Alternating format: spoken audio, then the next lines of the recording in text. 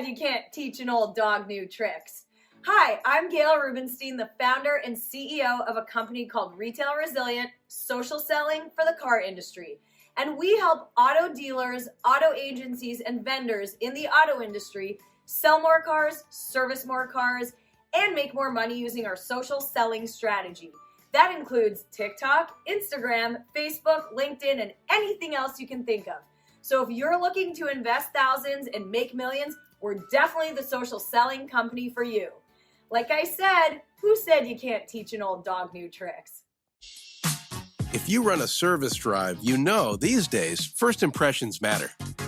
But when your advisors are tied up with inbound phone calls, they tend to neglect their other, more important duties.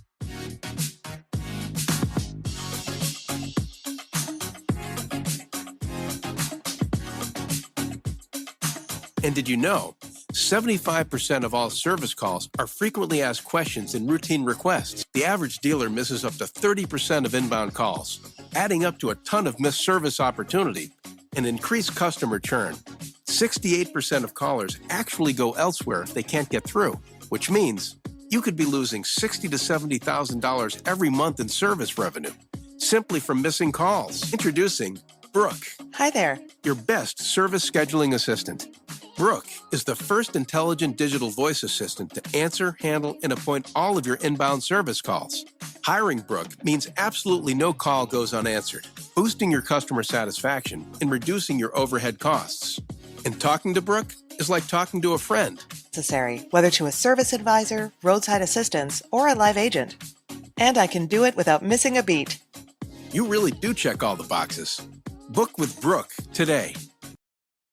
Everybody wants to be part of a bigger story.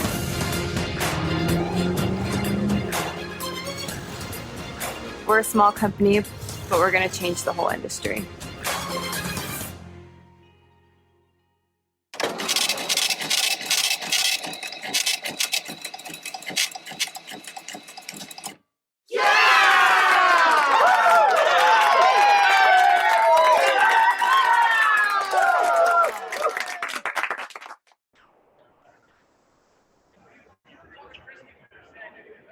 So this is the AutoHub show live from NAGA 2022, or as I keep saying, the International Automotive Hub Fest, which everybody's liking to see each other for the first time in a long time. Well, yeah, you're just not my type of hub.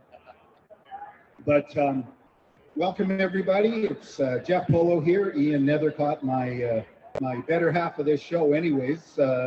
He's kind of tied up, so I'm left here, but I'm left here talking to Troy Glenn of CDK Global. And Troy's a big fan of the show, and we get to see him all the time. He's guested a couple of times, and he's even learned our own version of the other one, which is the floppy ears of the Basset Hound from Retail Resilient. So Troy, how's the show going for you? You know, the show's been amazing. Frankly, you said it yourself right off the hop. Hugfest. We haven't seen some of these folks in 2-3 years. Even my own coworkers I haven't seen in 2 years. This really has been a big family reunion for us, but also an opportunity to see our dealers, see our coworkers, see our competitors in an environment that we didn't even know existed, for the last couple of years, right, with no masks. And honestly, it's been the most positive experience that we've had in NADA for years. It's really something. Actually, you touched on something very interesting. You said our competitors.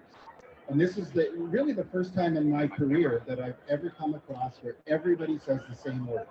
We like our competitors. And I've yet to hear anybody, even walking by booths, nobody saying to anybody, well, our thing is better than those guys because they take their young and they pluck their ears off. And it's good. It's really good. And to compete on a level of, hey, I like my competitors, that's a good thing. In all honesty, our competitors make us better. It's great to have innovation from our dealers, and we get suggestions from our customers all the time, and we take those very seriously. But honestly, having great, healthy competition is what makes us have to improve, rise up our game, and innovate. And so, yeah, if it wasn't for competitors, a lot of these companies wouldn't exist today. And frankly, even the floor of the NADA trade show over the last 5, 10, 15 years has changed complexion 100%. It's unrecognizable now because of the new startup and disruptive companies. Yeah, that's very true. I mean, I'm looking over here at a company that does private party purchasing vehicles for dealers. And, heck, 2 years ago, there was one, if anybody. Now there's so many of them. But here's a perfect example. We're sitting here at the Poly booth. And by the way, the Poly just won the best booth at NADA. So congratulations to them. It's a pretty cool booth. And nobody will let me on the shuffleboard, so I don't know. But the fact that you're here, they're here, and unfortunately, I think CDK competes with absolutely everybody, right? Well, here's the thing about CDK, and yes, we do compete with a lot of other companies, but I will say this, dealers love choice. They need to have options. When a dealer gets told what to do, that's not a great thing. They have there's different business models across different geographies with different markets and different OEMs. And honestly, dealers like that choice. And so we do have a lot of great products, don't get me wrong. But what we really are proud of is the fact that we want to integrate with everybody. So whatever that third party is, whatever that service or product is, we want to do that. And that's really the wave of the future. The software that dealers are using today, in some cases, didn't exist a year ago. And the stuff that they're going to be using 5 years from now is probably still in someone's head in their garage while they're developing it. So honestly, it's the systems and the organizations and the companies like the ones we see here that are willing to integrate and grow are the ones that are going to be here next year and the year after that. Yeah, it's very true. Well, before we went on to tape, you and I were talking about Tesla and how they're really the big dog right now in the EV world, and everybody's coming up.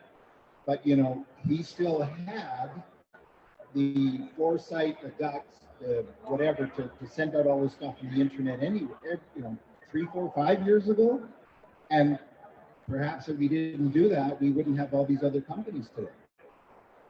I agree with you in that if you look at the EV companies alone that are in here, whether it's charging stations or the EV models that are on display from the OEMs, the EV part of this show is massive, and it's going to only get bigger from here. But one of the things we were talking about before is our customers are car dealers, and the one thing that car dealers do exceptionally well is the customer experience. And I think that what dealers are realizing now is, regardless of the vehicle, it's all about the customer experience. And we've gone through 2 years of really disruptive customer experience with pandemics and masks and appointment only and plexiglass, that to get right back down to handshaking and selling cars is what they really want to do. And dealers do a great job of that. There's no question there. Many of us had to pivot during all this shutdowns, whatever terms you want, to try to build that type of experience online, on Zoom, on FaceTime, whatever it was. And it's a big thing. And yeah, everybody I'm hearing is excited about people coming into the store. Are you seeing new things designed around about creating an in-store experience that mirrors the virtual one? Are you seeing any new products of that?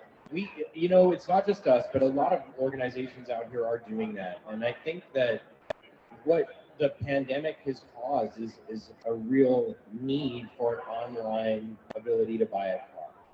And the truth of the matter is, no two people take the same path to buying a car. Like, some people will walk in and go, I want that vehicle right there. I'm paying whatever the sticker price says, and let's go sign the paperwork. But there are others that do all their research online.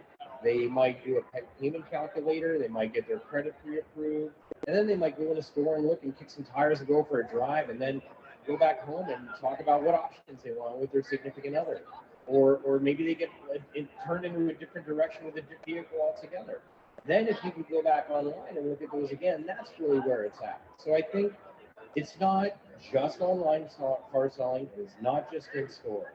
It's, how do I make my customer journey make sense? Whether I started online or I started in the store and go home and come back and do something else, that's really where it's exceptional. And I think we're starting to see that every dealer and every OEM has acknowledged they need a digital presence of some sort, because there are clients that want to buy a car online, but there's also clients that want to go in the store. Well, you know, it's funny. I was speaking to somebody earlier today and in an earlier cast, and he's saying that the dealers have to create an online engagement very much like the lot.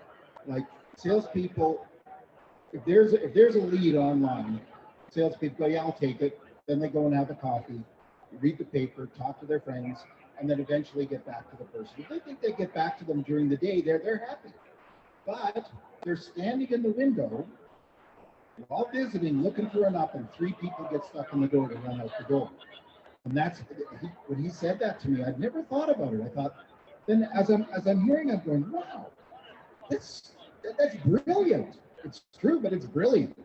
It wasn't that long ago when we heard the stat that 75% of people were doing car research on the internet before buying.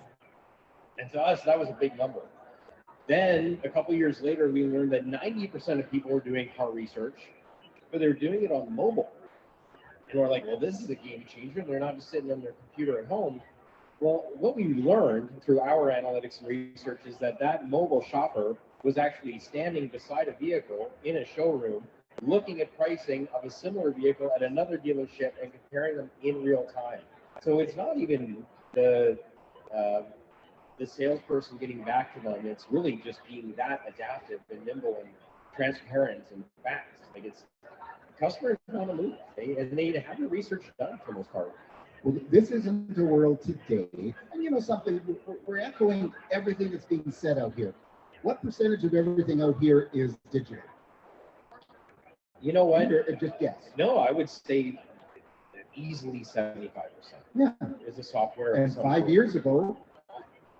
5 years ago, I remember the day that we went to NADA and they announced that 50% was technology. Now it's more, and you know, you could argue that every single piece here has a technology component attached to it. You know, even the fellas that are selling uniforms down the way have ways to manage your account online and track things that way. So it's not going away. Digital's here. And the reality with the dealerships is many of them were uncomfortable changing their methodology. They're like, my dad did this, his dad did this, we've done handshake deals for years. Now, this is an industry that's found itself thrust into a digital age, but also it's great. It's efficient. Customers like it. It's transparent.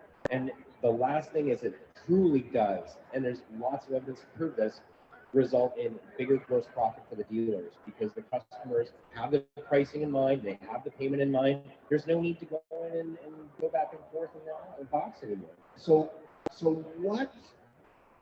how does the shortage of inventory affect the comment you just made? Because in some cases, people are saying, oh, I can get a car? Oh, this was like the early 2000s on Honda Civics and Corollas. Do you have a silver one? No. Do you have a blue one? No. What do you got? I got yellow. I don't like yellow. Well, you can wait 6 months. I'll take yellow. Can I get a discount? No, but by the way, that one's got $3,000 spoiler on it. So it is different. You know, I think what the inventory situation is truly the dealers that have gotten creative, whether it's through software solutions or trying different ways to acquire vehicles, whether it's through private parties like that company over there, or through online auction or in-person auction or other creative ways of getting vehicles. There's a dealership in British Columbia that has a full-time employee working in northern Alberta, buying trucks from people who work on the rigs that leave Alberta because their job's over or whatever, and they don't want to bring the truck back, and they're doing great volume. So if you're creative, there's cars out there, and those dealers are the most creative and most willing to try things. Some of them fail, but if you try nothing, you're going to be in exactly the same situation as the dealer that has to ring the lot with vehicles on the outside, so it looks like they've got something on the inside. We've seen it all, right? Well, you know, it's very funny. Innovation is what we're all about. And a long time ago, I won't admit it because I won't admit I was in the business that long ago. Dealer I worked for got innovative. It was a Ford store. He took a Ford pickup. He bought a camper, put it in the back, had a salesman, went up north, and he drove around from town to town up north, and he sold trucks like candy bears. It was crazy, and we had a delivery guy. The only problem was he lied. The only people called me and said, I don't know where the guy told me that the four-wheel drive switch was here. Well, they didn't have electric four-wheel drive, and he sold them a two-wheel drive for the price of the four-wheel. So, sorry, you were going to say?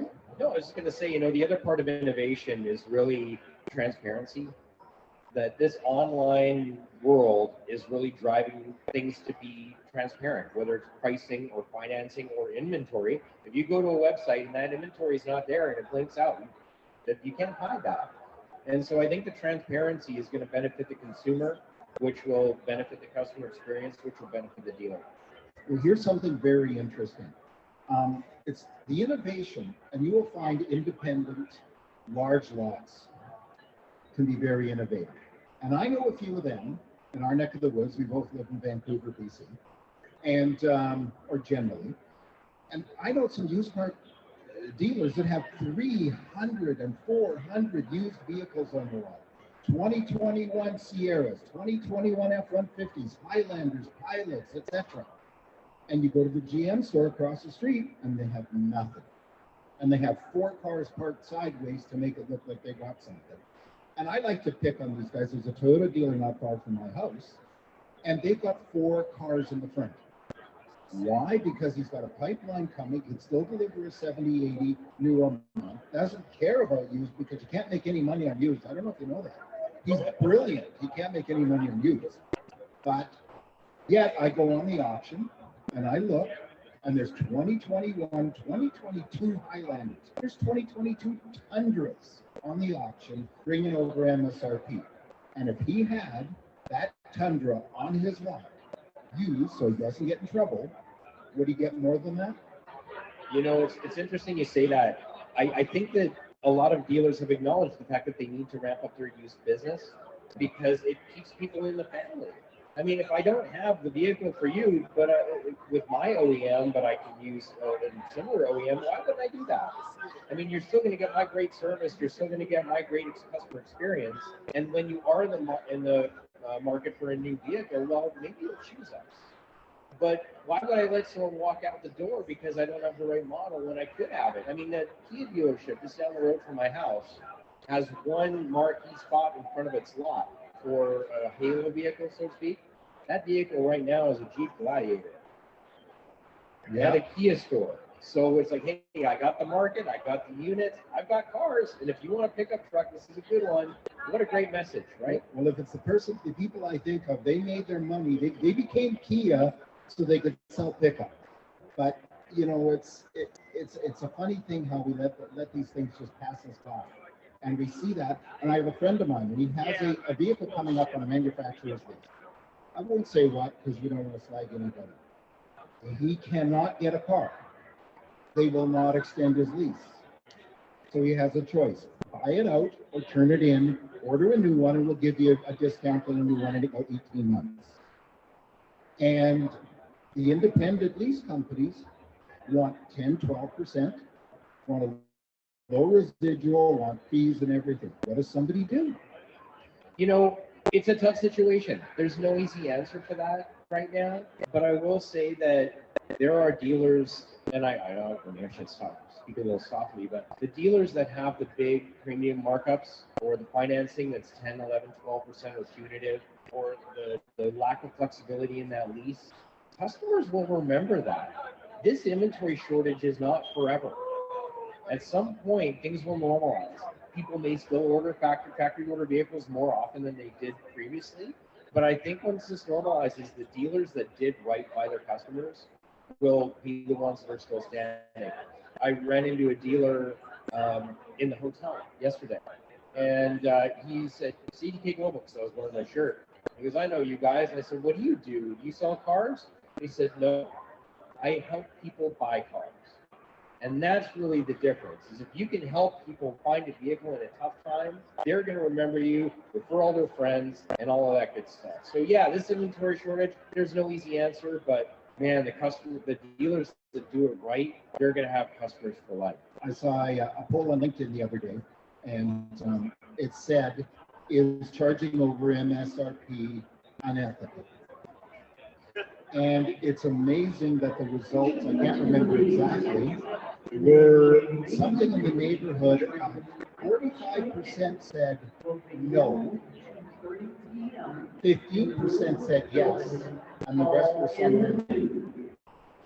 I wouldn't say that it's unethical. I don't, because this is a free market business. Supply and demand exists. It's a real thing, and we have a hot commodity. I will say, however, ethics notwithstanding, good customer service and treat your customers right will always win in that same free market economy. So that dealer that goes and grabs the short-term profit today and is opportunistic, unless they're planning on selling their dealership next year, they're not doing themselves any long-term favor. Well, you know, all I think about is that dealer that sells somebody an XYZ platinum truck with a lift and with that stuff, which is super cool, just super cool. But then puts a 20 grand premium on top of everybody, finances them for what, 108 months at you know, they're near prime, so they don't get the low rate. The low rates aren't anywhere near what they used to be either. And then all of a sudden, in 4 years, that person says, shucks, you know what? I can't handle $6 a gallon gas, or up in Canada, $2.50 or $3 a liter. And they say, I gotta get rid of it. Oh, but you know, your truck's worth like $50,000, but you owe $98,000 on. I can't help you. You know, you're right. That's the unethical line. I mean, the fact is, dealers, you think about the used car dealer mentality, that whole plaid jacket kind of look. We have some work to do in our industry in terms of repairing some damage and our perception that customers have. We got to fix that. And a lot of dealers are. Customer experience is getting better and better all the time.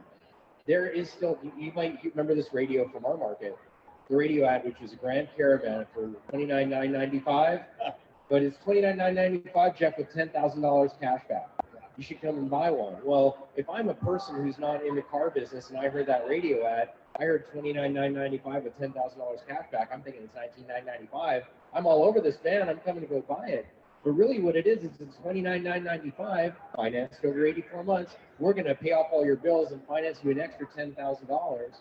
Now you're at $34,999, you know, $39,999 with an 84-month lease on the Grand Caravan that depreciated 50% off as soon as it walked off the lot. That to me is unethical. When you're using that kind of tactic, I don't like that. And of course, in 3 months, there'll be 25% cash back on it too. But you know, we always love to go for the low-hanging fruit. You know, if somebody does bad, 90% of dealers are pretty stand-up people. More than that. I would say way more than that. And not only are they stand-up people, we're talking about selling cars. There's also the same growth opportunity and experience growth opportunity in service. And honestly, if you could do a great job of taking care of your customer when they come in for their lube oil filter or some of their major services, the trust that you build there will get them back into that sales cycle. That's huge. Well, it really is. And I think the opportunity, and we're just repeating stuff that's been repeated over and over and over again right now, is keeping those people in service. This brand, this friend of mine, why wouldn't, and the dealer, by the way, does not have any way to get them to extend their lease. It's a big group. They've got 5 stores and they do, I don't know, 8,000 cars a year, whatever it may be, and they have no way to keep that customer. And all he could do, and it's a luxury line too on top of that. If it were me, I'd say, I'll tell you what, I'll subsidize this independent lease with this company. We'll extend you and we'll order you a new car. A guy you know well from our show, and a fellow that we have lots on from out east, Bill Camastro, he does just that. Their lease is up, he gets them into a used car, he gets them on a payment plan, calls it a lease, whatever the rules are there, and orders them their new caddy. And they come in with a Land Rover. Well, you know, and it's funny too, because being creative and not letting people leave the lot is exactly what every dealer wants every salesperson to do. They're like, why did that person leave? You know, go chase him down, go run after him, go throw yourself in front of their car, right? Well, sometimes it's just a matter of being creative. And find a solution together. And it's like that dealer I ran into last night at the hotel. He's like, I don't sell cars, I help people buy cars. Yeah. Find a way. That's the way. And actually something came up this morning too, is that there's somebody live on the lot. The manager goes to salesman. What happened? Da, da, da, da, da. Okay, call them now. Say, by the way, I forgot to tell you it comes with an extra whatever. But the online leads, they don't do that, do they? There's retargeting and remarketing and things like that. But there was a study that came out checking on online leads, and the number one response to an online lead during the study was call me. The second most common response, Jeff, was nothing at all. Nothing at all. So, the online lead source, we had a dealer actually in yesterday looking at our online modern retailing system, and they only measure their online retailing through how much does that lead cost me. They just treat it like a lead. Yeah. And we all know how salespeople are with leads. They're perfect 100% of the time, right? Oh, yeah. So if you're monetizing this or just commoditizing it down to a click and a lead, you're not gonna win. You're not doing anything innovative or new. It's a new sales channel. We had another dealer that said, you know what, I don't need to sell cars online because my clients don't buy cars online. It's like, no, because they're not your clients, because they're buying next door because they sell cars online. There are people in every market, in every age group, in every region that want to buy online. They want to change the way that things are going. And even if I want to buy a car in person, my son doesn't. He wants to buy online. So Well, he doesn't changing. know the in person. 100%. And you know what's funny? That dealer, the reason that dealer says that is because the only people he sees buying cars buy them in person, and he's missing them. And what's really funny is a friend of mine got into big trouble on LinkedIn, and he had posted how he was looking for a car for himself, and he sent out some leads to some dealers in his area. He wanted to keep local, and I believe the numbers are askew, and every time I recollected different numbers, but I think he sent out 5 leads. He knew what he wanted. It wasn't like, tell me why I should buy it. He knew what he wanted. 5 leads, 2 autoresponders. We it's like the music on hold. Your business is important to us. But he got 2 autoresponders, 1 call me, and 2 nothings. So he didn't like anything. So he expanded by 10. Guess what his return was? Same percentage. Less. Then he expanded it until he got a response from somebody, and it was immediate, and that person engaged him right away. Hi, my name's Chuck. I'm here for, it was an email lead, so we didn't get a text, but he got it within about a minute. So you got to give the time to get there. So this person responded immediately, and he was 200 miles away. Guess where he bought his car? 200 miles away. 200 miles away, and I'll guarantee the first time he takes it in for service, somebody's just saying, why did you do that? People are willing, there's another study that we did where we learned that people are willing to drive 150 kilometers, 100 miles roughly, away to buy a car, but they're only willing to drive less than 10 to get it serviced. So if you want to get that business and expand that net, you've got to do that right thing by those leads for sure. Was that MC, by the way, that was looking for that vehicle? Exactly. Yeah, okay, I read that post. And he got slagged. Oh, did he get, some people were so mad at, how can you do this? You're a car guy. How can you do this for us? And that's the thing, is he's a car guy, and it still happened to him. I mean, come on. The one thing about experience, and this is, I've said this story 100 times to my sales reps, is a lot of car dealers, especially generational ones, have never had to buy a car. They've always just gotten keys out of the key cabinet and driven it home.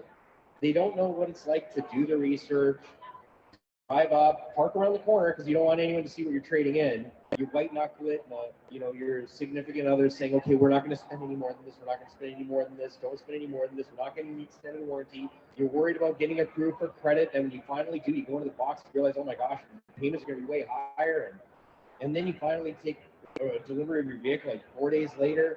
I mean, that experience is awful, and there's a lot of folks that are out of touch.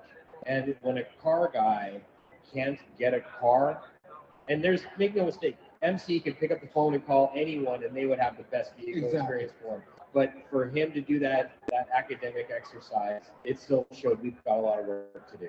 Well, it does, but you know, it's funny, we do a lot of stuff right.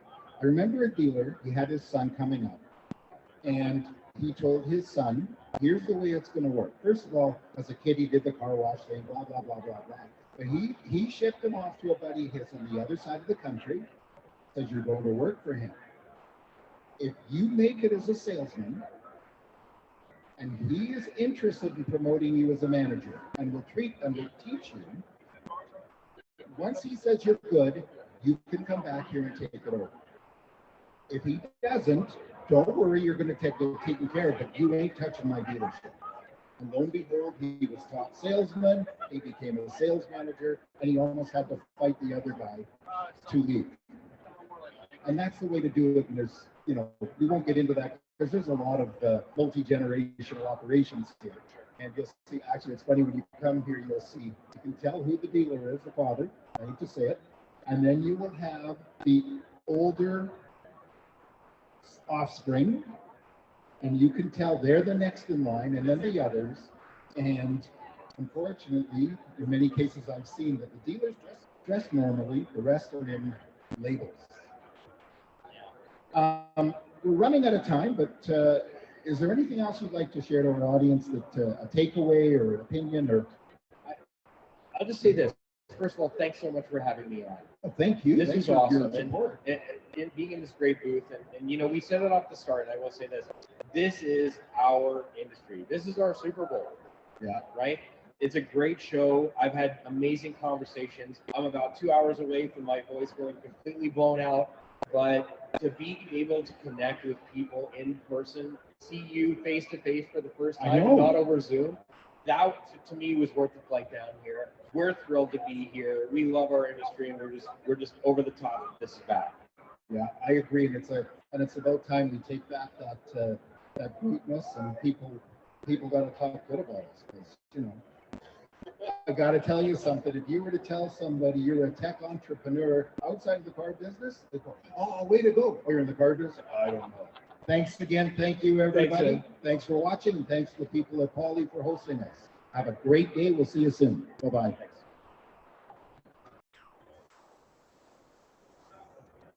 Hello.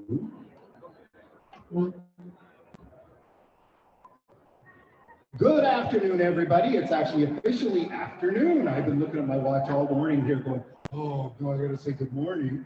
So we're awake, and we're here in the North Hall of the NADA, or NADA, as people talk about. And 2022, where we're live and we're seeing people. We're not doing this, covered our faces with masks, and God willing, we can keep doing that. Welcome to the AutoHub show from the Poly booth here at NADA, and we're here interviewing a very good friend of mine who I just met like 8 minutes ago, but about 2 years ago we met, and I've been telling everybody that, oh, you're not 4 inches tall. Everybody knew I tell it to you. You are taller than you are sitting down. Thank you. Thank you very much. For me, like, I think that's one of the blessings of the pandemic, that the reach got farther. Yes. We may not have met. We would never have met. We would be, what's a guy from Vancouver, Canada, do meeting an HR person in Sarasota, Florida? That's right. And of course, time to introduce her. This is Sandy Zanino, who is a HR automotive like guru. That's like a capital G. She is from Sarasota, Florida, as I told you. And Sandy, please introduce yourself like we do on the show and tell everybody about yourself. Well, you were doing a really good job there. Thank you. I'm Sandy Zanino, and my company is called Innovative Auto HR, IAHR. And there's some friends. It's so much fun to see friends here. And I help dealers protect their profits through compliance, training, culture building, and I'm also a diversity, equity, and inclusion consultant as well. You know, every time I go to say that, I get tongue-tied. Diverse, but I can't say it. Well, you can shorten it and just say DE. DEI. Oh, but that's the enterprise. DEIB. Yeah, Earnhardt Enterprise comes on their video here earlier, so you can't really say that. But yes, I understand that. I also can't say Sherman Shishimi, so that's a problem. I'm not going there. No, you're not going there. So Sandy, we've had a lot of conversations about HR, and one of my favorite things to pick on in the car business, even though I try to be positive, is just how we view HR. And Ian Nethercott, my partner in the AutoHub show, who unfortunately isn't here because he's busy working. Can you imagine that? Him and I always talk about that the shows that get the least amount of views and listens are the HR shows. And yet it's such a big area. We talk about this all the time. You know, the biggest single expense of a dealer is their people, and they don't pay attention to it. Why do you think that is? Well, you know, in a way, I kind of understand it. You know, HR normally, we're very detailing, and while the devil is in the details, it's boring. It's not, you know, it's hard to sexy HR up, right, when you're talking about compliance. Plus, dealers are weary. They're weary from having to deal in this country with the FTC, with the 23 different compliance laws. By the time you get to HR, there is a part of me that understands it. I've been in this industry long enough to get that. However, you know, human resources for me is important. And one thing I always like to say is, you know, if you manage people, you're a human resources manager, whether you realize it or not. And it can make it break. Well, I was with a dealer group that the HR was the CFO, and then they went through the generation change, and they decided to become more corporate. And they brought in a new ops person, and this person had deep experience as a family-owned business. And what ended up happening was they, hello, Jeff Williams, how are you? Sorry, I had to do that. They hired an HR person. This person was cleaning house. And the HR person's job was to handle the house cleaning. And that's got to be the worst thing you could do, wouldn't it? Well, I think it's the worst thing that any manager can do. It's the hardest thing, one of the most difficult things. It's never easy whether it's a warranted termination, especially when it's warranted, right? It's hard. It's a hard thing to do. So, is there a question in there other than that it's a hard thing to do, or is it just that HR is often kind of here comes HR, somebody's losing their job? Well, you know, it was the case of when they went to a formal HR was when they decided they were getting rid of people, and they did it in a way that how would I put it? They upset them so much that people were quitting. And is it fair? First of all, that really isn't HR, is it? No, and I would have to know, like, one of the things about being an HR professional is that I have learned to ask questions, who, when, where, why, what, and really get what's happening. So I couldn't answer what was going on in there. You know, however, human resources for me, you know, HR is, I need to build trust with the people that I work for and also the people that I work with. Well, you know, in my opinion, that term is I don't know. It's human resources. It's this term that, again, like you say, isn't very exciting. But you know, if you came up with an exciting name, it would be more exciting. Well, we've been trying to come up. I mean, HR is kind of in a identity crisis. I think you hear a lot of different names for HR.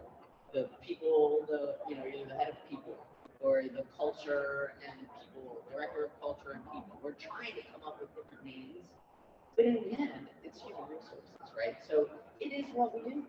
It's what we do. You know. It's actually funny to see all these titles now. I just had Don Brady here, and Don Brady is the Vice President of Dealer Success at Ship Your Car Now. And in the old days, we called that just VP of Sales. You know, and what he does is sales, but it's like way more because he's actually trying to prove success. Switching gears a little bit, I'm asking everybody this. What's the one thing you really want to glean from the show? Well, other than being really excited to see people that one haven't met, right, like you. So people just walk by, so people that I haven't seen in a long time. I am looking forward to seeing some new vendors. Yeah. And you know, really, it's just about networking for me. You know, can't miss the parties too. There are some fun parties at NFB. Well, it's very funny because you mentioned earlier that one of the recommendations to people here is don't sign contracts at parties. Sorry, everybody, but Don't sign contracts contracts when at you're parties. drinking, ever, whether it's at a party or not. Well, how many people have you met that they discovered they bought stuff and they have no recollection? I don't know. Lots for sure. So, if you were setting up the show, what would be the biggest booth you would pick here? If you were in charge of the show. If I was in charge of National NADH. Auto Dealers Association, and what booth would I pick for? What would you make the biggest booth? What would you choose to be the biggest? By the way, I'm purposely asking you weird stuff just because I know. Yeah, this is like a weird question. Totally. Well, I'm not going to be selfish and say, well, we'll make it, you know, some kind of HR booth. Why? Well, because if I'm putting on a show, I need to think about what the whole, you know, what's the end game of the show. Well, wouldn't you want to have a booth here with a play on, with somebody letting staff go, with actors and everything, and you. So you're talking about a stage where we're doing improv, really? Improv, exactly. That could be fun. We've got a player right here. Yeah, he'd be really good. He'd be good at doing. He's a very good Spanish speaker. Even though he's He's got some good talents going on with his. well, everybody does. If you're in the car business, you have to have hidden talents. Well, this is true. That's right. He's got some pretty good accents. Oh, exactly. You wouldn't know that His he's natural Scottish. Scottish accent. Exactly. To Texas. What? Tell me something about you I don't know. What's your business I don't know? We've talked a lot about this. Oh no, I know a lot. Well, but a lot of people don't know that I also recruit. Right? I help dealers, I help all kinds of employers find, attract, and most importantly, help them retain new talent, right? Which is, in the world we're in right now, is a huge thing. The retention is the important. Well, you know, retention is another one of those keywords. And we talk about this all the time in this business. It's this thing, we need to retain our staff. We don't like to hire people. I hated going through the interview because I found myself saying the same thing over and over again.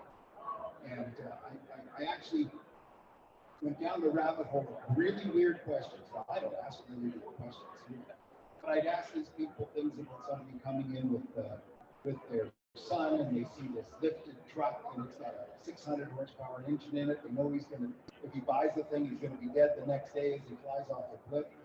The parents say, don't sell it to him. What would you do? And then you look at people you're giving me right now. But retention, how do dealers legitimately retain people? Well, you know, this is the part that we do talk about, only I don't really put it out there very much that I do recruit. The part that differentiates us is that I help employers kind of not create, because there is already a value proposition, but more figure out exactly what it is, help communicate that to their hiring managers so that they can articulate that value proposition to your candidates to give them a reason for coming to work for you, right? So it's really kind of like marketing, but it's very, very important. And then it has to be authentic. There's a lot more that goes into it, and the employee value proposition itself than I could answer in a quick 30 seconds. But that is, it's super important for your retention, right? It has to be authentic. You know, you got 30 minutes if you want. We can sit here all day. Well, I mean, just think about values, right? Like most dealers have their core values, either on their website or on their, so those values become part of the proposition, right? And come up with stories, right? So your managers, let's say your values are integrity, service, growth. Those are actually core values from a dealer that I worked for many years ago, right? So, like, I'll give you an example of one of the things that we did. I implemented a we call onboarding orientation, whatever, but it was the first day for every employee, not just for sales, not just for your profit creators, but for every new employee. And part of what I would talk to them about is, number one, I gave them a little card with those values on it. And here's the core values for XYZ. And then I told them some stories about how those things showed up on a daily basis, right? So they know what the company is all about. And it started them off on a great foot, right? And I mean, there are other things that are attributable to their very low turnover, like 30% turnover, which is super low in our industry, right? I'm not saying that it was just about me, but it definitely did seem to do it. A lot of people view 30% retention as good number. Right. Yeah. So how do we beat the elephant in the room of our business? How do we get away from this thing that we keep falling into with people? I don't know that it's an elephant in the room, because that's something that, like, that phrase is when it kind of would indicate something that's there that you don't talk about. We talk about these things and have been talking about things since 1998. I started in this industry in 1998, and still the chatter was about turnover. How do we find good talent? How do we keep that talent, right? We've been talking about it for a long time, so I don't know if that's the elephant that's in the room, because we are talking about it. How do we stop talking about it? Talking about it and start doing it. We stop talking and we take action, right? And we really, and it's not rocket science, and it doesn't have to be big world-changing things. You can make one little change, one small step, right? You can just start small. So, did you lose your? Yeah, I need Not a problem. I gotta say, the coffee bar, what a awesome. They did a heck of a job. Thank you. Oh, by the way, again, we're at the Poly booth here, which used to be Dealer Poly, and now it's Poly, which is a much better thing. I'm just waiting to find my Poly pocket. So, this business has changed so much over the years. Yet seems to be the one thing we don't want to keep, that we're keeping it. And where did it come from? Why do you think it's still here without attacking anything? Why do you think the issue with people? Why do I think what is still here? Why do you think our issue with people is such a problem? On the dealership level, especially. Well, certainly this one's better. Well, I think that what we need to do, I think that we have these glasses on, right? And we look at employees in a certain way. Some of that is generational, right? Yeah. I believe, right? Like my generation, Gen X, I grew up with the belief that, number one, if I work hard, if I put my head down and I work hard, right, I would be rewarded. That wasn't necessarily my experience, right? So we also are an industry it's an industry that was built by white males for white males. It is what it is, Yeah, right? yeah. Now there's the elephant. I said, don't attack anybody. I'm not attacking anybody. I'm I joking. don't mean that at all. Yeah.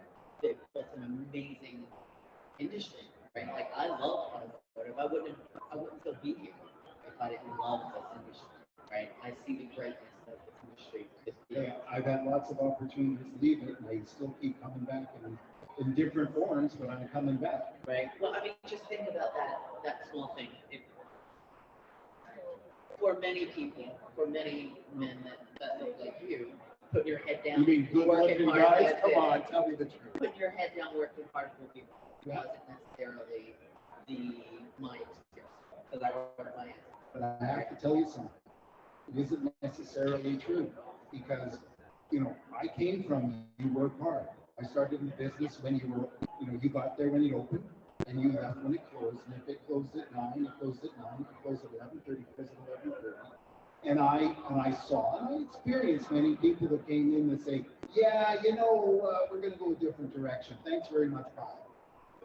And I've seen a great more experience. Well, that's where I was heading actually, like that generational thought of, you know, on time is late, right? Like get there early, be ready to work, get there, just do what you're told, don't make any waves. Don't do what I do, do what I say. Or, well, that's an aspect too, Yes. right? That's more, to me, that's more of a leadership thing, right? The way I think about work. So when we look at the generations that are entering our workforce today, you know, Gen Z is a great big generation that's entering the workforce. Yeah. Millennials are a huge generation. They are the largest cohort in the workforce, and these two generations will make up.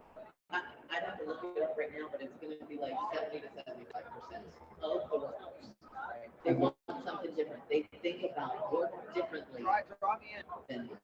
Well, and the fact is that many of these people that I read, you know better than me, is they're not looking to be in one job, forget one employer, one job for their life. Well, They it's want to do a interesting. whole bunch of other things. That's interesting. Like when I was just talking to about a recruiting job that I was doing. I sent a resume with job number. I'm like, wait a minute, that's not job jumping. We're talking about 20 years with 5 jobs, right? Which means,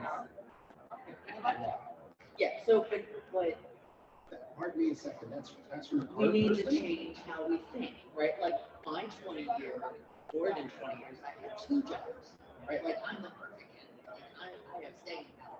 I'm there. However, moving, if you're not moving up, right, people are going to move. And so we need to also think about creating career paths. I agree, you know, and it's Meaningful career paths. and it's funny, this business is very hard for that because there's not a lot of, you know, if you take a salesperson, you take a tech, and first of all, a technician, they train their whole lives to that point to fix cars, and it's a little tough for them to move up. The only time they think about moving up is if they hurt themselves and they can't turn them into, or in some cases, the technology is something they just don't want to deal with. But when you get that age group, that's a big challenge for us because we have only, in my opinion, we have 2 groups of people. We have the 20-year people and we have the 1-year people. And you know, it's a case of, well, you know what they do with the 1 year, they had 1 year here, they had 1 year there. Sometimes you meet them and the reason they left wasn't their choice. I think it's going to be interesting to see what's going to happen as the market normalizes, right? Because when I think about sales, right, and I've actually talked to a couple of the others who they have new salespeople new to the industry, and they're just so much money, and so they don't know what they're doing. Right, and I'm not going to go into that part of it, but what will happen? You know, will there be a great resignation coming up from those people who we have trouble attracting people to our industry? It's not all about money. So I think that's going to be put to the test. Although tied up with money is success. If you brought into the business, you're not trained the skills, because I do believe talent isn't something that can't be trained. And I've tried to hire people with talent and hopefully build that talent and train it. But when they hire a body that comes in because they now have openings, and that person just stands there and takes a call, and the first person that they get a hold of buys a car. and they only have the green one in with the red interior, and they buy it, they get 10% of MSRP. They pull down this huge commission. They sell a Corolla and they get $1,000 commission. And then all of a sudden they start getting cars in. And now they have to start competing. We've had a couple people on the show, it's dealers that are scared witless about what their salespeople are going to do, what their teams are going to do as inventory builds up. And then they're going to have to pivot from, well, you can put your name in, or here's that one, but it's 10 grand over MSRP, to what do I have to do to earn your business? So, you know, that's, I don't think we're going to have a great resignation. I'm afraid we're going to have a great jumping the ship, be it resignations or something else. I'm not sure what word. Exodus is what you're. Oh, Exodus, I like that. I never thought about that. You know, I would, if I had a client who was talking to me about that, I would probably recommend that they start being open with their sale about their fears. Like here's what's on there. You know, if these are new people, they don't understand our industry. It looks like normal. They have no idea. So, and then they discover. So they've been sold, right? You know, they need to understand. You know, here's here's how you're gonna make money going forward. Right? Like here's your simple pay plan. Pay plan for another thing. Oh my gosh! Well, that's a whole other. Here's your pay plan that you can understand, that your neighbor who's never worked in car business can understand. Yes. That's what. Well, we all think, well, that's paying commission, and that's the thing you hear about new generations, Gen Z. They don't want to sit there and work 12 hours for $200 paycheck. Right? They do not. Yeah. I don't think anybody wants to work 12 hours for $200. Here, I'm going to tell you the funny thing. Then we're gonna close. I'll leave it to you to say the last. Yes, and she goes, thank God, because Jeff's asking weird questions again.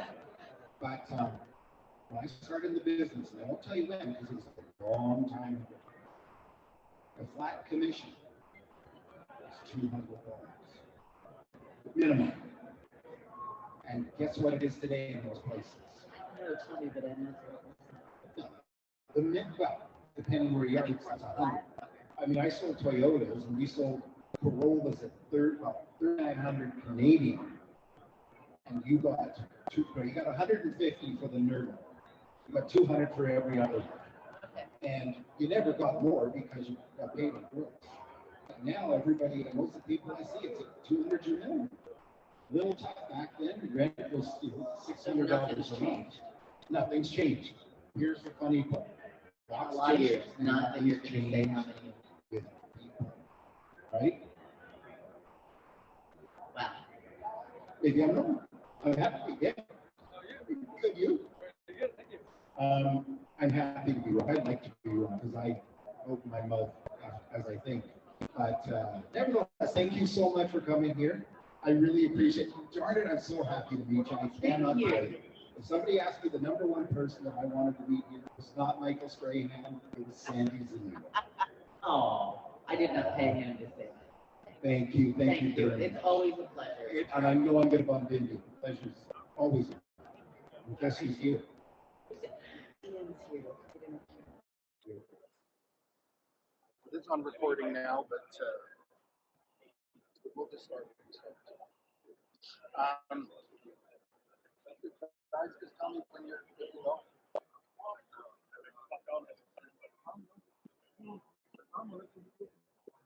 Good morning, everybody, and welcome to NADA 2022 at the lovely Poly booth, formerly, we don't tell that old name.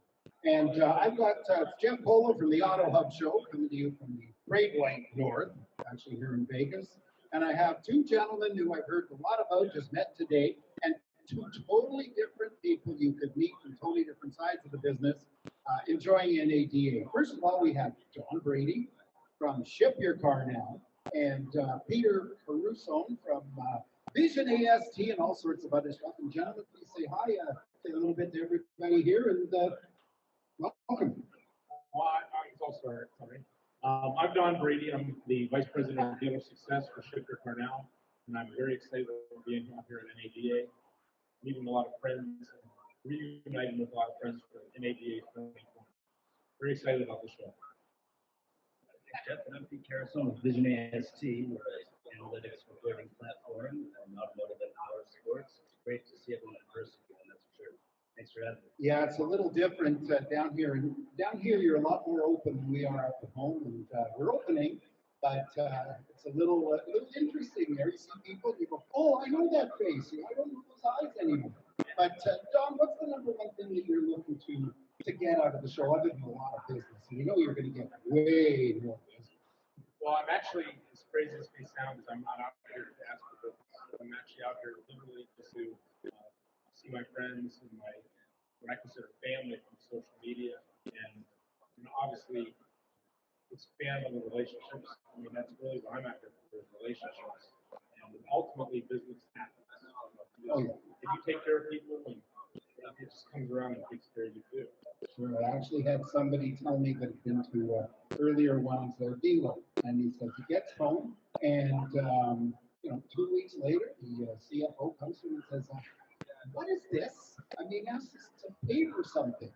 He goes, I don't know. And then he's got the sales manager comes to him and says, what is this platform? I got these two guys showing up to do an install. And so of course they show up. What about yourself, Peter? What's your number one takeaway you want to have here? It's a relationship thing. I've talked to a lot of people all day long on the phone. It seems every time we meet with friends. In fact, the first two meetings today were, why aren't we doing more business? Why am I not giving you more business?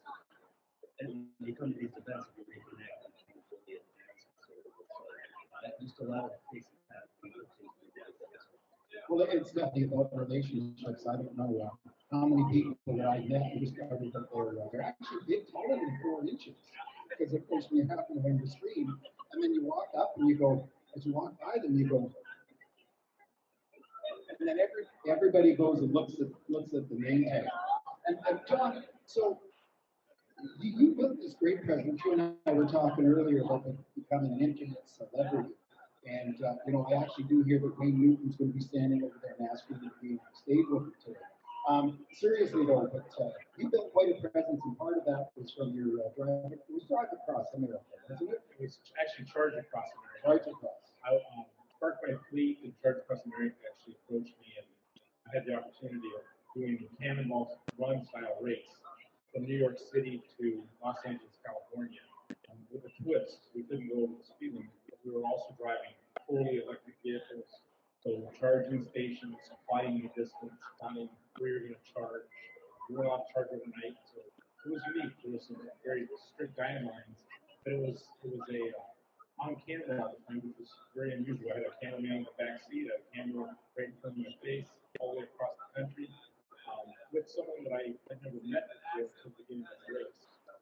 But I learned a lot about the infrastructure in our country and how not ready we are yet for fully electric. So what you're telling me is you suffered range anxiety. There was moments of sheer terror that goes along with that. Range anxiety is real. It really is real. So they didn't have a pickup following you with a battery? Just kidding. No, not really. So speaking of range anxiety, Peter, analytics world is all about that sort of thing, correct? And it isn't the exciting part of the car business. So, it's generally the first 4 letters, which I will not repeat because some point this will be broadcast somewhere and people are listening. But what is the most exciting thing about analytics? Well, the exciting thing to me is our passion is taking data. It's taking and making it digestible so you have intelligence-based decisions possible. It's fun to go to a dealer or a provider, agent, and help them spot opportunities to grow the business. I see a bump every time you provide information, so that's rewarding to me. I did it at the dealership level for myself and dealer principal for years, and I'll be able to bring it everywhere and make it really simple with a really nice user interface like that. It's just rewarding. You open people's eyes to what's really happening, taking the emotion out of it. Sure, by all means. Now, the question is this. Earlier, Glenn Lundy was here with my people. colleagues in another podcast. I won't mention their name, they're too cool. But seriously, he mentioned Saturday morning sales meetings. How do you make analytics exciting for salespeople on a Saturday morning? You just have a leaderboard. Here's where you stand. There's 15 salespeople, and your number is 14. What do you do to change something? Competitive group of people. So that's easy. You don't even really need to talk about it. You just post the numbers, and you let the competitive nature of salespeople. But how do you get them to understand KPI? That's a good question. And, that's the battle. And that's kind of how we've changed our model, frankly, is we were providing intelligence that was very intuitive to me, but not everyone knows what to do. So we kind of added to our team with people that came from the economic side of the business that actually took the data and made it actionable and made decisions and trained with it. So we're bringing that perspective beyond just here's a platform, here's our knowledge, and here's our ability to coach it through it. Perfect. And Don, what's your opinion? What should dealers be looking for? Because ultimately, this is a dealer show. I haven't seen a lot of dealers yet. Too many of them were out last night. But what do you recommend a dealer to do to get the most out of the show? It's big. It's in 2 different halls. You got to walk. Well, I actually talk about that. When I think about it, as I have my general manager hat on. I used to come to these shows as representative of the dealer. It's tremendous. It's overwhelming. What my recommendation is, this is going to probably go against a lot of what people out here are wanting to do. I don't know that I would recommend signing any contracts. We're actually really, the idea is spend the time with the booths that you're interested in what they're offering. Really truly listen to it. Maybe hit it once and then walk around and come back and hit it again. And then take the time to digest what you're looking at. So I know in my role, I have obviously Don Brady Consulting Inc. and then I've got the Vice President of Dealer Successorship right now. And what I do for dealers is everybody's talking about Carvana and Rowan. I actually can help our dealers become Carvana or Rowan. I give them the shipping button on their cars. The customers can push a button and get an instant quote to ship the car from the dealership to their house. And I don't charge the dealer anything. So come in here with an open mind there, because the guys that are saying that the internet's a fad and it's going away, or that Carvana is just going to go into business and people aren't going to buy cars online, not really true. We're actually doing this. Well, it's very funny. I'm surprised. It's a great term. I'm surprised, but so many people are saying the same thing you just said. The internet's going to go away. Maybe they didn't think of what we went through. What's the same thing? Same question for you. What's your recommendation for a dealer here? Because of course, all of us are ex-dealers. We're trying to figure out why we love it so much. We are excellence, but what's your recommendation? Yeah, I think if you find yourself roaming around a lot, so I always think look at your stores, your dealership. What are our primary needs? How do you find a solution for 2 of our biggest challenges, and then try to find something new that you can exist to focus on 2, maybe 3 needs you need to address. Spend your time there, and then you're going to stumble across something new. Don't try to see everything. Well, we have a lot of trainers in this business, and they train from all sorts of. I wonder if we should become trainers and train the dealers how not to buy things, because frankly, dealers are salespeople, and even if they've come up from admin, from fixed ops or anything of that sort, they become salespeople, and salespeople are the easiest sales. And one thing do you want to see here? What is one person, one product, one customer that you want to meet here? Yes, I know you're not going to try and sell them, but who do you want to build a relationship with? Well, this may sound crazy, but I was real excited about the first booth I visited is Paul. So a lot of these folks that deal with policy are good friends, from Travis to Ryan to Mike to Greeny. So I mean, really, this is the first booth I made it to of the show. And where I want to go after I finish this podcast. I'm going to be back over talking to these guys. But and I'm going to do that because there's a lot of people that I want to see. Melanie Gordon actually walked by and said hi. I had to find her.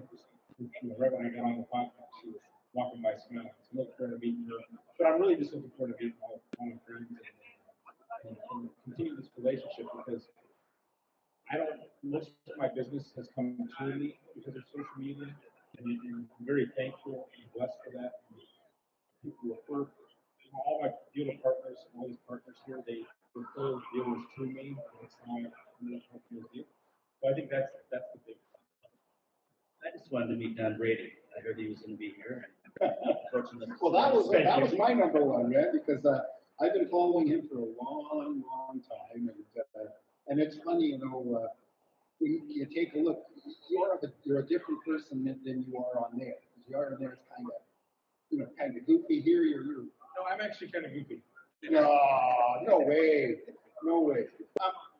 So you mentioned, very interesting. You mentioned Melanie, and Melanie and yourself, and so many people here that we can actually throw these names on and become celebrities. Literally, is it a good thing? Now, I know it's good for your business, but would it be good for you? If we got you on there doing TikToks and stuff, and I don't know about that, but what is it about that, in your opinion? Well, first of all, the people that say that I'm an automotive celebrity, I think it's a little boring. I'm just me. When I'm on social media, I'm just being myself. But I mean, it's kind of neat. I still get starstruck. I mean, the first time I met Melanie, I was starstruck, and I'm sure I will be. This will be the second time I've met her. I will be then too. But it's weird because as I've been doing the social media thing, and I go into a car dealership, I have one that I was in West Virginia. Salesperson literally ran across the showroom and picked me up off the ground, and then I'm so excited they want to come out and see my van and take pictures. But then he took me to his general manager and said, "This is Ron Brady, the guy I've been telling you about. We need to do all of our shipping through him." And I've been shipping ever since. So for me, being recognizable is not a bad thing. I don't want to become infamous. I don't want to, you know what I mean? I just want to. I want people to realize that who they see on social media is who I truly am. When I do a video, when I stutter or I stumble with my words, I do one take. So if I mess up, I mess up. That's who I am. I'm human. There's people that I've seen that are somewhat phony. I don't ever want to be that guy.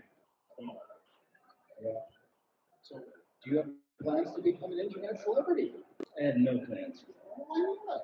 A looking guy like you, and I'll stick to this kind of stuff when I'm invited, but no celebrity. Yeah, by all means. And but it's funny how the power of that, because whenever we have a show, we're every Monday on Zoom, of course, and live on LinkedIn and Facebook. Nice one. Yes, thank you. Thank you very much. But we find that we get people on who through me and my partner, and there's all sorts of people, and there are people that come on and go, "Oh, thanks, man. I really appreciate you thinking of me." And I'm like, that's great. That's super. I just feel superb about somebody thanking us and liking to be here. So it's very true. You mentioned walking into a dealer, and the dealer backgrounds, but always drove me crazy. It drives me crazy when I walk into a dealer. I don't have anything to promote to a dealership or anything like that. But if I walk in, and the number one thing that bothers me, the number one thing that bothers me when I ran dealerships, is walking into the showroom and being totally, utterly ignored. And a fellow that I'm connected with on LinkedIn made a post the other day. He was looking for a car for his wife, Michael Cirillo. And he sent out some leads. I think he said he sent out 5 leads. Got 2 autoresponders and 3 ignores. Then he decided to expand it. And I think in the end, he 50. And almost no reaches. He did everything. Gave phone numbers, gave everything. How are we going to get around this? And it's not leads, it's not walk-ins. How are we going to get around this as a business? How are we going to get it that we sell more cars? F&I companies make money, shippers make money, insurance companies make money. How are we going to do this? Because it's getting too easy right now. The first thing that comes to mind is right now with the lack of inventory and there's not that same volume. So salespeople, BDCs, even worth their pay plans. So everyone that walks in is going to buy whatever they can find that comes close to suiting them. There's some laziness about it. You know, you had to sell 20, 30 cars, you had to hustle a little bit. And I was like, oh, it's great for the next one buyers. I just saw that laziness. And when I was in dealer group, our dealer principal, if someone before I had my own office for our software company, I was working at the dealership in the showroom, and I was, if 5 seconds went by, I was waiting for the dealer principal to climb on my shoulder to tackle somebody, just to lose his mind every time, greet him at the door. So we were a little different. That was amazing how often salespeople would take that same meeting and still not put their head down on the computer. And I overcome it, I think, is hiring the right people and constant training, really not accepting anything but top-notch service. It's hard to do. But you make examples of people that aren't doing a good job, and you reward the ones that are doing it. Make examples as well. Sure. Well, you know, I used to have a dealer, and he said his saying was this: was a good manager is a good chatter. And in so many cases, everybody's busy doing things, and even in the biggest dealerships, everybody's multitasking.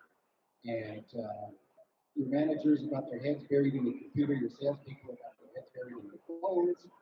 A customer, they get the lead. And in the old days, I go back to having rotary telephones in the dealership. And the receptionist would call sales line 1 or sales call reception because there's no line 1. I had a pen sticking into the thing, so I dive over the desk, knock the pen out, and then it would dial as I picked it up and hope it was the first person. I'm not seeing that today.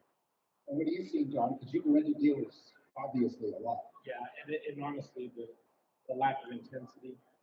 I hate to use the word laziness, but that's the right word. And it's the facts. You know, they're making all of the board right now. I think the lack of inventory is more of an excuse sometimes. I think the intensity is still got to be there. I mean, every single customer is important. They need to, and again, that like you said, that comes from training, it comes from, you know, even when I was a general manager of the store, I would take it up if I had to. Or if it's to be, it's up to me. I mean, that's how I felt. I always felt that way. And you want your team around you to feel that same way. And if everybody are all aligned with that same mission, you're not going to have customers go around the And I'll make you bet you had dirty shoes from washing cars too, because you didn't get a delivery from right? You remember that one. So what message do you want to send out to people here at the show, people watching the AutoHub show? And just what message do you want to give out, not just about the show, business in general, even vision? That's a great question. I guess the message is that right now, for a lot of folks in business, in the car business, things can start to get easy. I lazy, but things are easy right now. Some are using the opportunity to really improve and enhance their processes, whether it's analytics or it's training, and all they kind of go hand in hand. I worry for those that aren't taking action to do those things right now. Things eventually don't have to away, whether it's economically or just there's, you know, during the inventory again, and there's margin compression comes back and those things come prepared. Short memories, you can forget what you have to do to survive, and it goes back to that. I've heard from ones that are still back right now. So focus on your business now while you have the time and the resources financially to make an improvement, so you're ready for that phase of the business. You know, it's funny. I'm of the opinion, and every time I say this, it just shoots me down. But I do believe that overnight something's going to happen. Like not tonight, obviously, but overnight, all of a sudden, plants are going to open up because I know everybody's opening chip plants that are going out of style, and not all of a sudden, but suddenly dealers are going to say, we're giving product.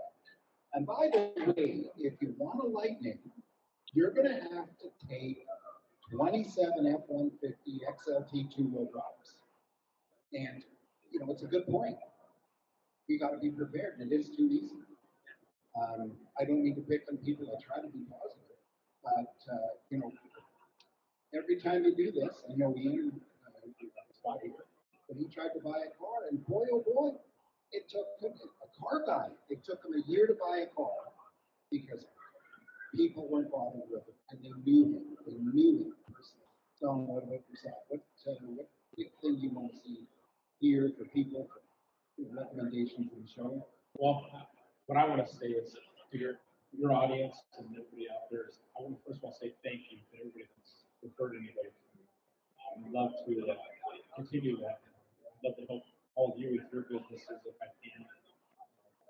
And as far as the show, again, we talked about be real positive, be open-minded, meet as many people out there as you can.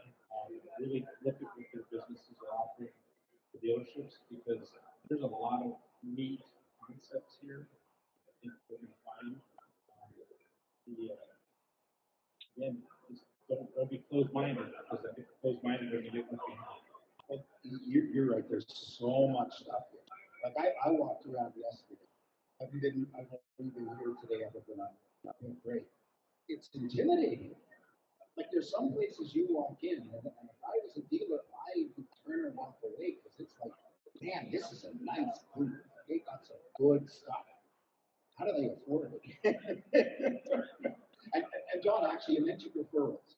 So, what would you say to the dealership to teach them about referrals? Because we all talk about salespeople. We all talk. Hey, there's Melanie. Hello, Melanie.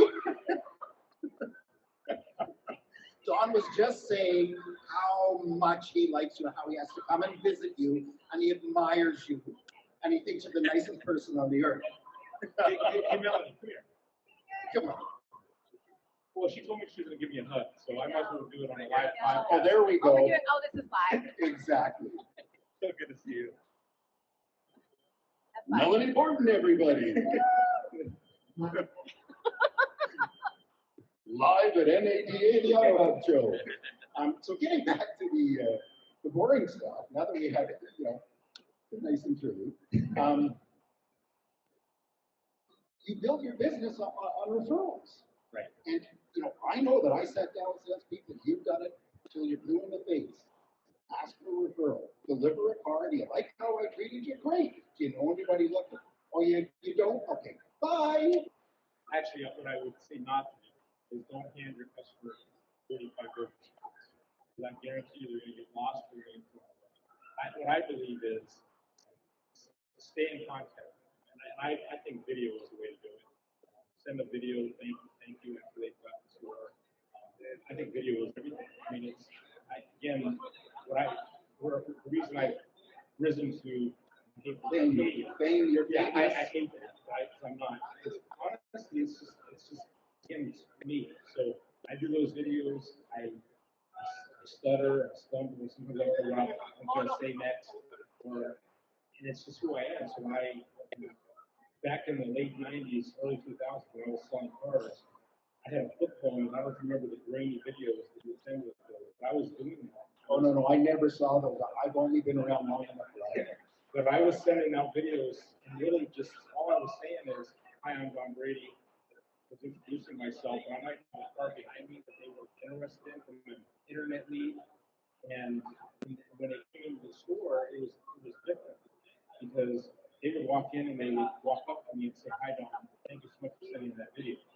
So after they left, then I sent them a video thanking them. And I think that memory was better than even a handwritten thank you card, which they should also do. And what's really impressive is if you did it on a flip phone, it took them 45 seconds to 2 minutes to download that video. Yes, so you had to make it short. I think it was 15 to 25 seconds is what I would try to do. What I love about social media is I'm memorable. It's not about being. I'm not famous. I'm memorable. So as I walk around the show and I people come up saying, hi Don, hi Don, hi Don, it's because I'm memorable. I'm not a celebrity. Melanie Gordon, she's probably a celebrity. She's a big time celebrity. She's reached that status.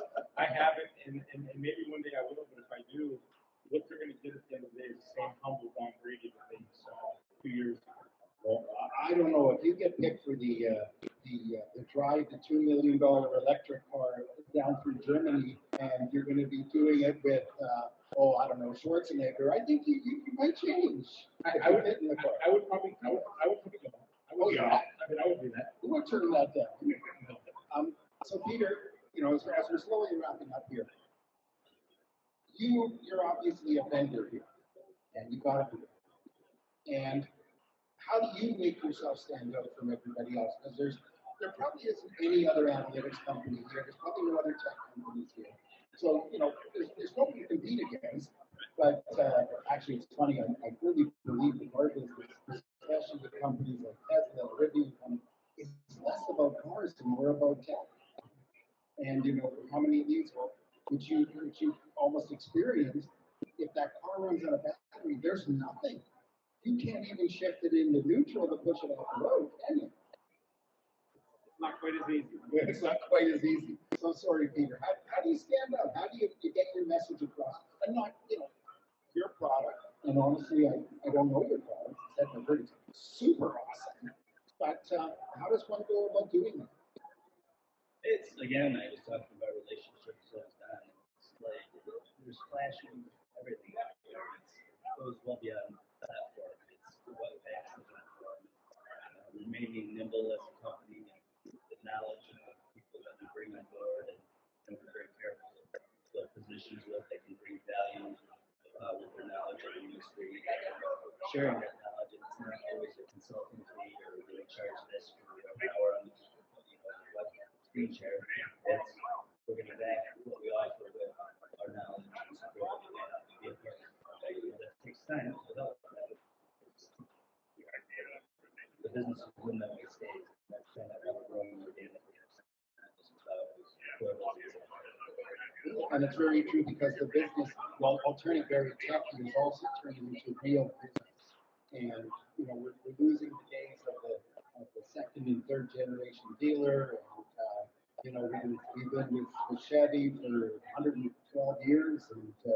And when this show was about stuff you can touch, stuff you can feel. Not about numbers. Right next to us is the Kurt Reynolds Bandit truck. Like, how awesome is that? But it's definitely not the car business. So thank you. Gentlemen, I thank you both very much for taking the time to join us. An absolute pleasure to meet you. I quite enjoyed it. If you have anything, my favorite thing was parting comments. Anything you want to add, any additional value other than ship your car now? Well, I just want to say again, thank you for letting me come on the show, and thank you for all your viewers out there. I'm here to help. Thank you. And yourself? Just to thank you. It's a great community. It's a big community, but sometimes it's very small and intimate at the same time. And just great people. I love being part of it. And thanks for having me here today. Well, thank you very much. And my final saying other than come check out the AutoHubShow.com, and of course on various platforms, is the best thing about the car business is this. It's a life, and I think you'd agree. Anybody that's tried to get out of it comes back into it. And it's not because it's easy, because it's the same as it ain't easy. But thank you very much. Thank you again. Thank you, everybody. Thank you, everybody out here. And I hear there's a guy here who's street buying ADs. He said, we got to talk. Thank you. Thank you for being in the quality booth, too. Thanks.